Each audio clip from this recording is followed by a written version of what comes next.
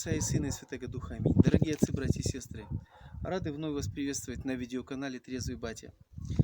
В некоторых прошлых роликах мы рассказывали вам о новом проекте, который реализуется у нас в селе Шабалино, о развитии целого нового спортивного направления детского и подросткового клуба смешанных единоборств «Император». И вот сегодня я хочу поделиться с вами рассказом, мыслями некоторыми на эту тему. 2 апреля у нас состоялся горно-алтайский турнир по смешанным единоборствам. В этом турнире приняло участие около 140 человек. Наша команда из села Шабалино тоже приняла участие в этом турнире и выехала большим составом. Всего участвовало в этом турнире где-то у нас из Шабалино 55 человек. Вот, несмотря на то, что у нас клуб, конечно, еще только начинает свою деятельность, ребята показали неплохие результаты. Мы знаем, что новичкам везет, как говорится, да. Вот, и, в общем-то, турнир этот такого внутреннего регионального уровня. На международных турнирах, на межрегиональных турнирах, конечно, там намного сильнее спортсмены, у которых лучше техника. И мы понимаем, что нам еще надо много работать, вот, чтобы этот результат повторить или приумножить. Когда юноша выходит на борцовский ковер или в октагон, цель тройная. Цель тройная. Первая цель – это, конечно, спортивная, так скажем, да. Вот, то есть показать то, что ты умеешь, свои умения, свои навыки, завоевать золотую медаль, стать победителем. Вот. Вторая цель занятий – это, я бы так ее назвал, практическая.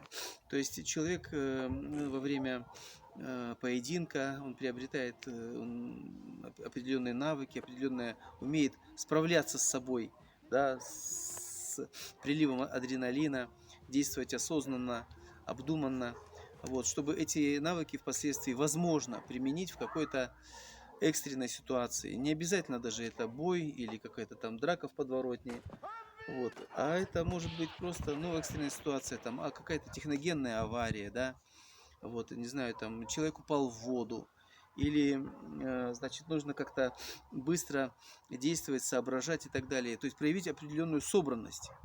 Вот. И, конечно, человек, который умеет себя взять в руки во время, допустим, спортивного поединка, этот навык он сможет использовать и потом впоследствии, и в ходе таких острых жизненных ситуаций.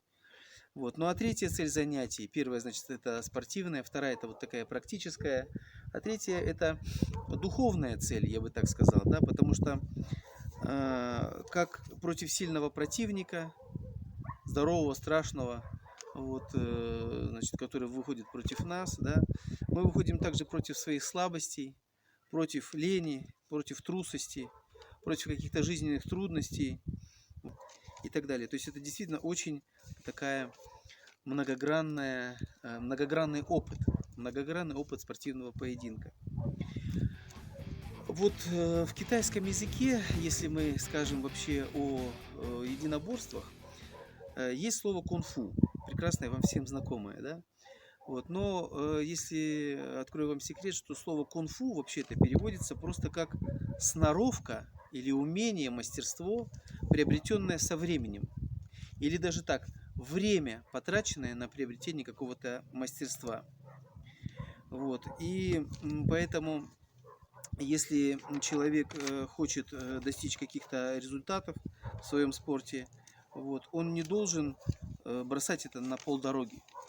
Вот, кунг-фу бывает разным. То есть в любом виде деятельности ты можешь получить мастерство со временем. Может быть, в шахматах, да? Ты вот играешь в шахматы хорошо, ты заслужил уважение через игру в шахматы, это твое кунг-фу. Или ты выходишь в космос, да? Это значит тоже твое кунг-фу. Вот, ты много времени потратил на то, чтобы делать все это безошибочно. Или ты с гранатой бросаешься, значит, на танк, можешь поджечь танк. Но это твое кунг-фу, если ты это умеешь делать безукоризненно. Поэтому я хотел бы здесь обратиться к спортсменам. Никогда не говорите, что у меня не получается. Потому что, у меня не получается, это ты можешь сказать, если ты занимаешься 10 лет одним и тем же, делаешь проход в ноги 10 лет, или ты отрабатываешь какой-то удар или какой-то блок 10 лет, и у тебя не получилось через 10 лет, тогда скажи, что у тебя не получилось. А если ты 10 лет не потратил на это, значит ты просто недостаточно занимаешься.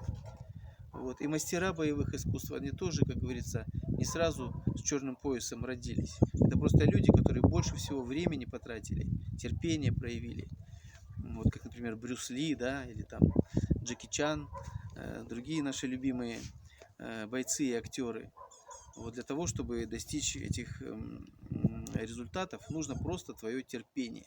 Просто твое терпение. Вот, например, у святого пророка Божия Илии был навык, он мог молитвой останавливать дождь. Вот, это значит его кунг-фу. То есть это то, что он приобрел, значит, от Бога, конечно, но и посредством своих трудов. Вот, такое мастерство. Каждое мастерство приобретается путем усилий. Как сказано в Священном Писании, Царство Божие нудится, с трудом берется, и нужницы восхищают ее, и труженики приобретают его. Ну и в заключение я хотел бы ответить на один вопрос, который мне задают наши православные, значит, единомышленники, да, так скажем. Вот вопрос: зачем занятия смешанными единоборствами поддерживает церковь? Да, почему церковь стала инициатором вот этого, значит, начинания, создания клуба смешанных единоборств в селе Шабалино? Зачем это батюшке? Зачем это приходу? Вот, здесь ведь занимаются, в том числе и мои дети, да, здесь занимаются и наши ребята, которые постоянно посещают храм.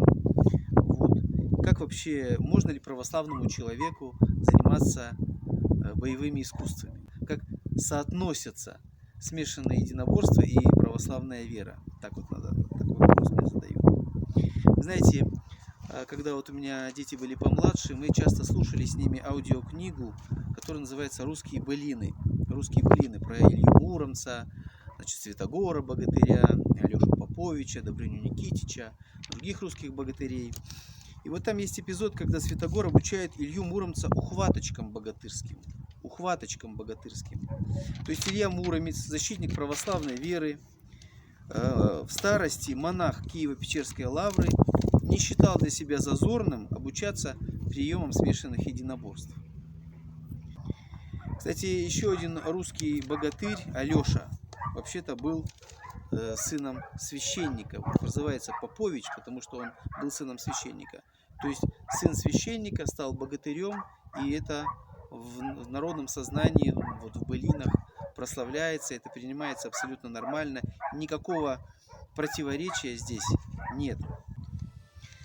1995 года в Сергиевом Посаде, при главном православном монастыре Троице-Сергиевой Лавре, действует военно-патриотический клуб «Пересвет». Ныне это образовательный центр «Пересвет», в котором занимаются подростки с 11 до 17 лет, подростки с 11 до 17 лет, а инструкторами являются священники, кадровые офицеры и миряне.